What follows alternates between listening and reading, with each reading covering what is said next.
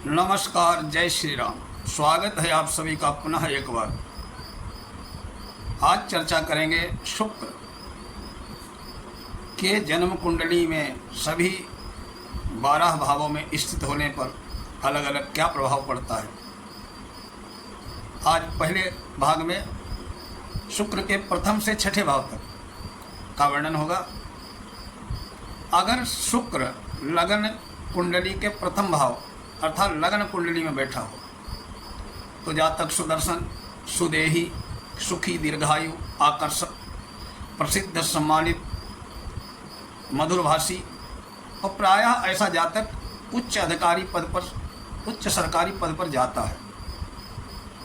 और ऐसा जातक जन्म स्थान से अब बहुत दूर रहने का इच्छुक भी होता है और रूपवान तो होता ही है। श्रृंगार, सौंदर्य, फैशन में रुचि रखने वाला, गायन, वादन, चित्रकला का शौक, स्त्रियों को वश में करने की कला का भी ज्ञाता होता है। ऐसा जातक बिना भली प्रकार सजे समरे घर से बाहर कभी निकलता नहीं। लाल किताब के अनुसार ऐसा जातक प्रेम में धर्म को कभी नहीं मानता। उसे सरकार की ओर से जीवन में कोई झंझट नहीं होता। वो सुंदर, सुरुचि संपन्न तथा काम प्रिय होता है। धर्महीन आचरण करने वाला भी हो सकता है। आज के हिसाब से वो सुपर सेकुलर हो सकता है। ऐसा जातक मूडी और मनमोजी, एक तरफा तबीयत वाला होता है। वो किसी से या तो एकदम घनिष्ठ होता है अथवा उसके सीधे विरुद्ध हो जाता है। बीच का संबंध वो नहीं रखता है। ऐसा जातक युवावस्था में इश्कबाजी में पड़ जाता है। वो अपने स्वयं के लिए, अपने संबंधियों के लिए, ये उसके लिए घातक होता है, खराब हो जाता है। यदि मेष, सिंह, धनु लग्न का जातक हो तो प्रथम भाव शुक्र के कारण विवाह में विलंब होता है, किंतु पत्नी अच्छी मिलती है। दाम्पत्य सुखपूर्ण रहता है। धनु राशि का शुक्र विशेषकर विवाह में विलंब कराता है। ऐसे जातक कभी कभी प्रौढ़ावस्था में विवाह करते देखे गए। वृक का शुक्र हो तो पत्नी उत्तम मिलती है, किंतु जातक जो है रसिक ज़्यादा होता है। मकर राशि का शुक्र हो तो जातक नंबर 1 का नखरेबाज होता है। ऐसा जातक बहुत से लड़कियों से सामान्य नापसंद करके अंत में सामान्य रंग रूप वाली लड़की से विवाह करता है। तुला, कुंभ, मिथुन राशि का शुक्र जातक को शौकीन, मिजाज और पथभ्रष्ट बनाता है। मीन राशि का शुक्र हो तो जातक अस्थिर विचारों वाला होता है। कर्क, वृश्चिक राशि का शुक्र अच्छा पत्नी देता है, परंतु ऐसा जातक बच्चों के प्रति बहुत मोह रखता है।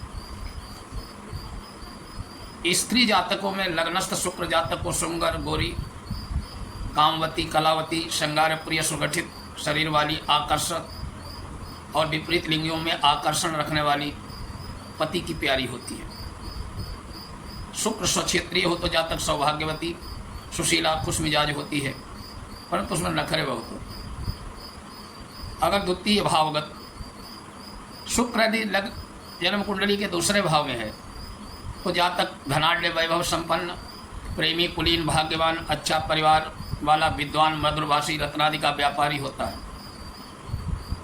इस श्रृंगार बनाव में रुचि रखने वाला, विलासिता और मौज मस्तियों में धन खर्च करता है। फिर भी जातक की संपत्ति कम नहीं होती है। प्रायः ऐसे जातकों की ससुराल भी समृद्ध होती है। ससुराल से जातक के संबंध भी मधुर और घनिष्ठ रहते हैं। लाल किताब के अनुसार ऐसा जातक सांसारिक, ईश्वरीय दोनों प्रेम करने की क्षमता होती है। ऐसे जातक का घर कभी बच्चों से खाली नहीं होता। प्रायः 60 वर्ष तक आमदनी का साधन बना रहता है। चंद्रमा की शुभ दृष्टि भी हो तो मित्रों के सहयोग से व्यापार और धन संचय का यश प्राप्त करता है, परंतु सुख अशुभ हो तो जातक को पुत्र प्राप्ति की शंका रहती है। तृतीय भावगत अगर शुक्र है तो जातक शास्त्रज्ञ, लेखक, सम्मानित, योगी, लोकप्रिय, कामुक, यात्रा प्रेमी, अधिक प्रवास करने वाला होता है। जन्म स्थान से दूर रहता है। ऐसा जातक की बहनें बहुत होती हैं। खुश मिजाज, अच्छे पड़ोसी मित्रों वाला होता है।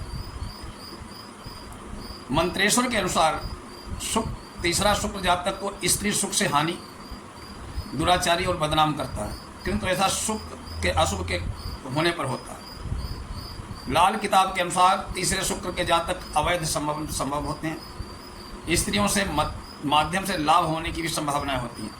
उसकी पत्नी दूसरों के प्रति गर्म मिजाज वाली होती है। शुक्र शुभ हो तो जातक अपनी पत्नी को ही प्रेम और मान देने वाला, उसी से संतुष्ट रहने वाला होता है। चतुर्थ भाव में अगर शुक्र है तो जातक सुंदर, शक्ति संपन्न, दानी, चतुर, भाग्यवान, दीर्घायु, आत्मबल, आराम तलबी, विलासी और दूसरों की मदद करने वाला, संतान सुख पाने वाला होता है। पैतृक संपत्ति प्राप्त होती है। माता पिता का सुख दीर्घकाल तक मिलता है। जीवन का उत्तरार्ध सुख में विशेष होता है। लाल किताब के अनुसार ऐसे जातक को जमीनी यात्राएं करनी पड़ती हैं जो उसके लिए शुभ होती हैं। ऐसी जातक की पत्नी दुष्चरित्रा हो, जिसकी संभावनाएं अधिक हैं, तो परिणाम में जातक को संतान को कष्ट भोगना पड़ता है। शुक्र का ऐसा अशुभ प्रभाव समाप्त करने के लिए जातक को अपनी पत्नी से 2 बार विवाह करना चाहिए। ऐसा जातक प्रायः विवाह उपरांत भाग्योदय होता है। प्रथम संतान का पुत्र प्राप्त करता है। जातक की मैत्री बड़े लोगों से रहती है। जातक पत्नी के वशीभूत रहता है। माता पिता में से किसी एक से वैमनस्य भी हो सकता है। पुरुष स्त्री जातकों में चतुर्थ भाव में शुक्र चंद्रमा से युति करे, पाप दृष्ट हो, लगन भी मेघ और वृश्चिक हो तो जातक के व्यभिचारिणी होती है। पाप ग्रहों की दृष्टि जितनी अधिक होगी उतनी ही जातक की व्यभिचारिणी अधिक होने की संभावना है। पंचम भाव में शुक्र हो तो जातक सुखी, न्यायप्रिय, वक्ता, विद्वान, प्रसिद्ध अंतर्राष्ट्रीय स्तर का कवि होता है। ऐसा जातक संतानों में कन्याएं अधिक होती हैं। मित्र वर्ग बड़ा होता है। जातक भोगी, विलासी, मौज मस्ती करने वाला, अधिक खर्च करने वाला, हंसमुख, विनोदी, धुन का पक्का होता है। लाल किताब के अनुसार ऐसे जातक की संतानें ज़्यादा होती हैं जिसमें लड़कियां अधिक होंगी। घर बच्चों से भरा भरा रहता है। रोटी रोजी की कमी नहीं रहती। जातक कवि और कलाकार होता है। यदि सात्विक विचारों के साथ जीवन जीता है तो उसका भाग्य, यश और सुख सब बढ़ते हैं। लेकिन अगर चरित्रहीन हो तो उसका भाग्य कटी पतंग की तरह पेड़ पर अटक के रह जाता है। अतः 5वें शुक्र वाले जातक को चाहिए कि अपने आशिक मिजाजी पर नियंत्रण रखे।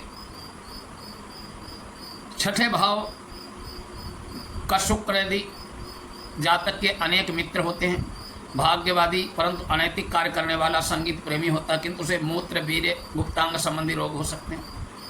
उसकी पौरुष शक्ति भी प्रश्नचिन्ह होता है। शुक्र अशुभ स्थिति में जातक नपुंसक या स्त्री को संतुष्ट करने या संतानोत्पत्ति में असमर्थ होता है। लाल किताब के अनुसार ऐसा जातक उल्टे पुल्टे कार्य करता है परंतु ईश्वर उसके कार्यों को सीधा कर देता है। ऐसा जातक को अपना विवाह उससे कराना चाहिए जो उसके अपने माँ बाप की इकलौती संतान न हो, अन्यथा शुक्र यहाँ अशुभ प्रभाव देगा, जिसे स्त्री सुख में कमी और संतान उत्पत्ति में समस्याएं आ सकती हैं। ऐसे जातक के शत्रु कभी समाप्त नहीं होते, सदा दुख देते हैं, मानसिक शांति को भंग करते हैं। षष्ठ शुक्र के जातक की कामेच्छा तीव्र होती है परंतु बीमारियां भी बहुत हो सकती हैं जो गुप्त रोग होती हैं। आज का शुक्र के 6ठे भाव तक का विश्लेषण इतना ही। कल फिर मिलेंगे अगले वीडियो में।